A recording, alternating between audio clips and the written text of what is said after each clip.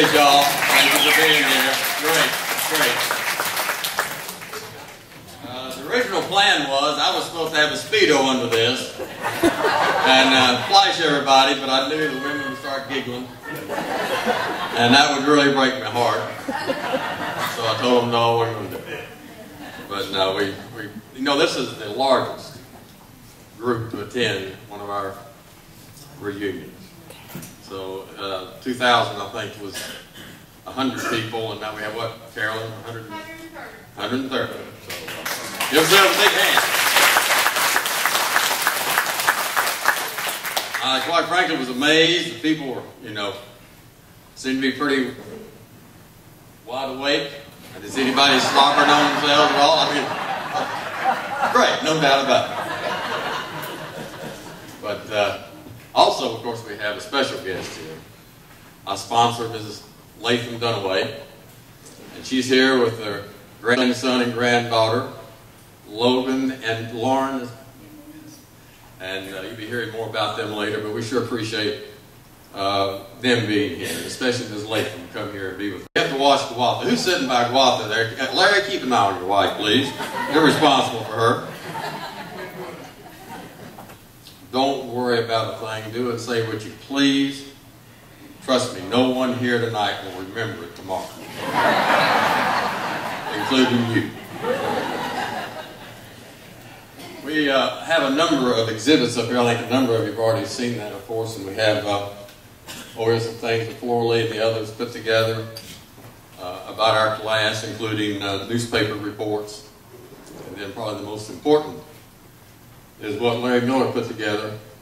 There's our memoriam for those who have passed on in our class. And I understand that maybe I'm right that we have lost more than this class, and the class is 42 altogether. And that's more than the class in front of us and behind us put together. So, you know, the saying that the good die young, and I think that unfortunately will happen in this case. But I would at this point, if we could, just have a moment of silence on their behalf. I want to introduce a gal who was instrumental in seeing that this all came about. Seeing that we were able to get here tonight. She put in a lot of work, a lot of time in it. She was the chairman of the committee. She ran it with an iron fist. It was either her way or the highway. And she got the job done. And we're proud of her. And this time she has some things that she wants to do and some people she wants to recognize. Carolyn Sue.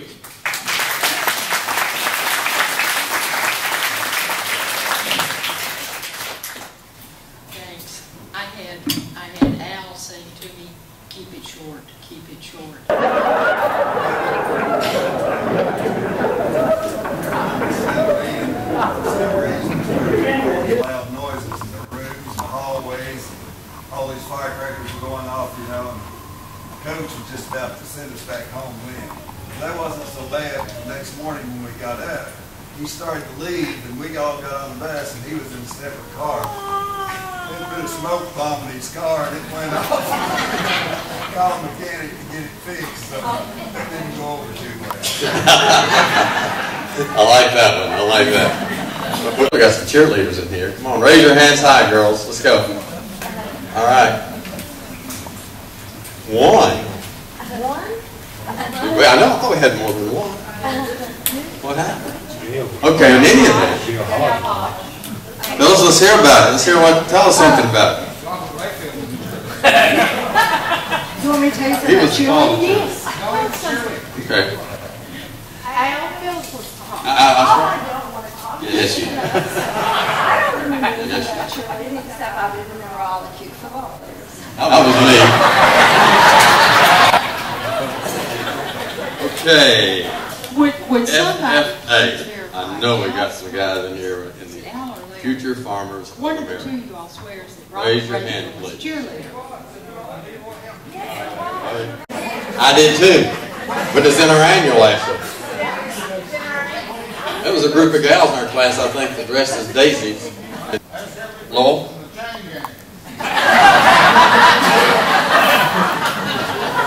Well, I would, Lowell, but we are going to take fingerprints on the way out. Sure. Let's hear a tale or two about the band.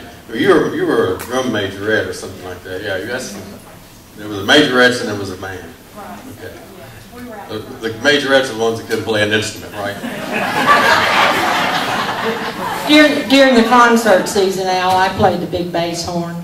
Oh, that was you. Okay. All right. That was me.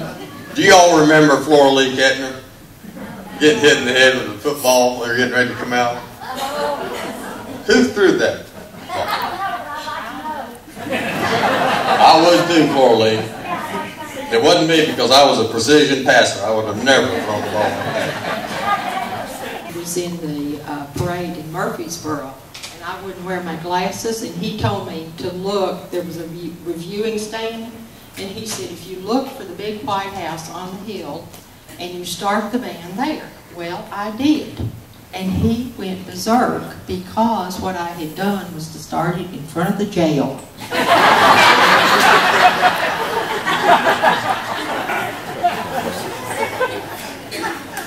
Well, you know, of course the last thing is football. And we had a few guys in here who played football, or played at it. Raise your hand. There you go again, and I can raise them for you. Yeah. Jack Armstrong. Jack's over There you go, right here. Yeah.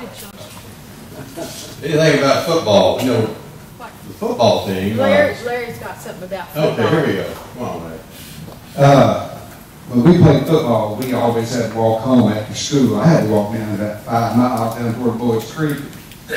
One day, John Sims and I were wondering why he was going to go home that day. I don't know how that came about, but we were kind of over, and he said, "What can we do, Larry?" For a little excitement. I said, "I'll tell you what let's do.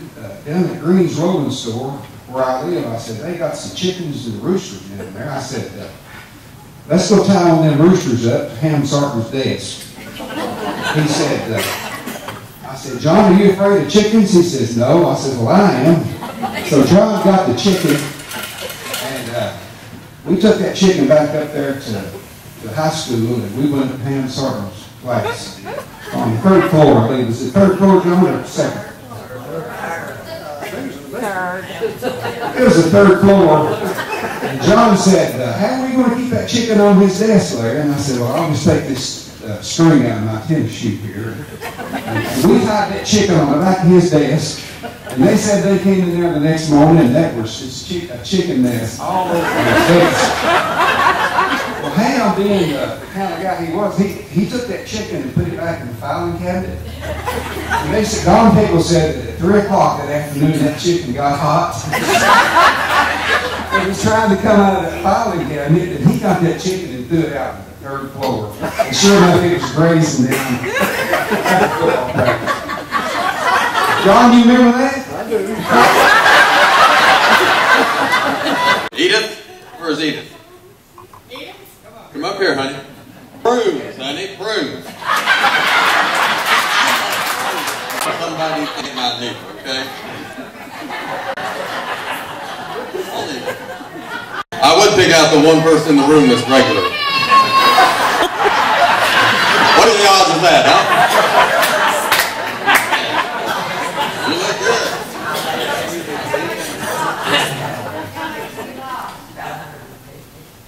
Wow.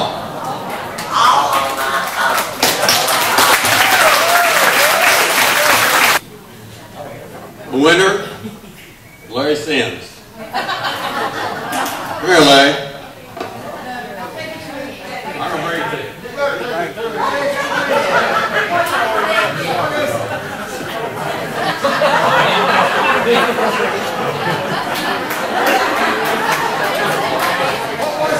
It's hemorrhoidal cream. It was supposed to have been preparation H, but Larry said it cost too much.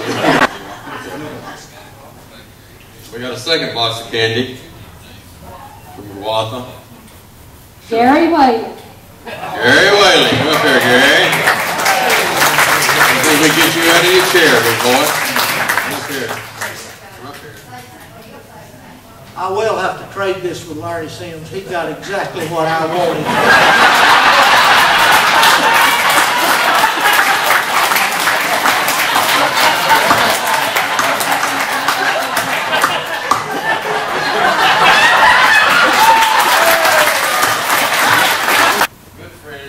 Jack Armstrong.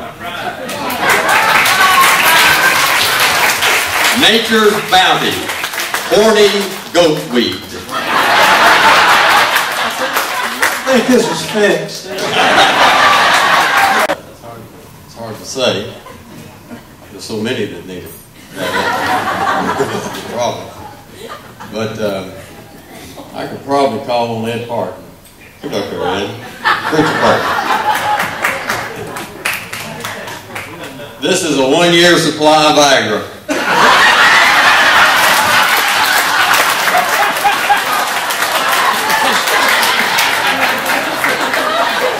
And there's only one pill in